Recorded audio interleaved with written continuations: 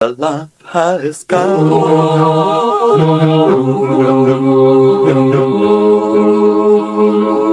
like a thief in the night. Today, we are exploring the divine illustrations of leader Olumba Boo, sacred teachings revealed through parables and spiritual illustrations. These illustrations follow the same divine pattern used by our Lord Jesus Christ. Truth is revealed through symbolism, reflection, and spiritual insight, not surface understanding. One of the central messages is this powerful truth: wisdom is wealth. True riches are not material possessions, but divine understanding, obedience, and righteousness.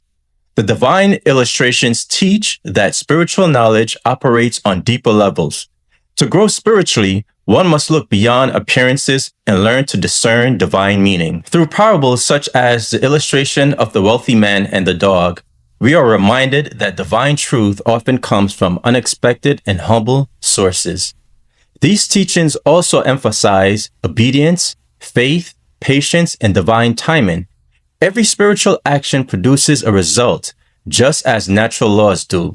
Most importantly, the divine illustrations are meant to be lived, not just heard. They guide our decisions, relationships, and daily walk with God. The divine illustrations of leader Olumba Boo are not just teachings, they are pathways to spiritual transformation.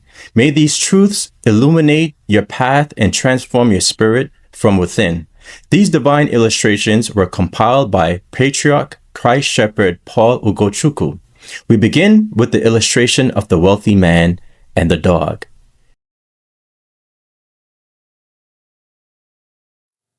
There was once a wealthy man who prayed God to give him something special.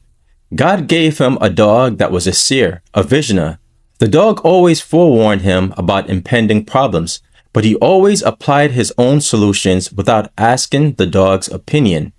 One day, the dog informed him that fire would gut his wealth. He had a bank. He immediately contacted the fire brigade and had firefighters on standby. They discovered the problem that would have led to the fire and solved it. The fire outbreak was thus preempted, and he thanked God for giving him such a dog. About a year later, the dog informed him that robbers would rob his bank. He telephoned and had armed forces deployed around the bank. The robbers struck and were all arrested, and again, he thanked God for his love towards him.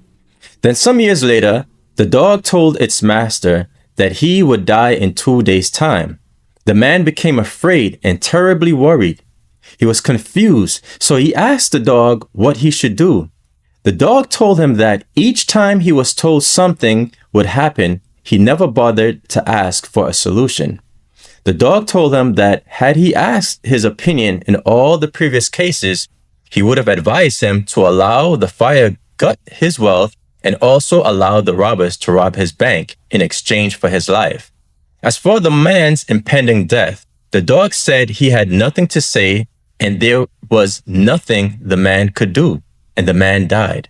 That is how the Father used an earthly illustration to narrate that God lets certain things happen to us for our own good, even though we might not understand. That is why we are asked to put our faith not in the wisdom of man, but in the power of God. Thank you, good Father.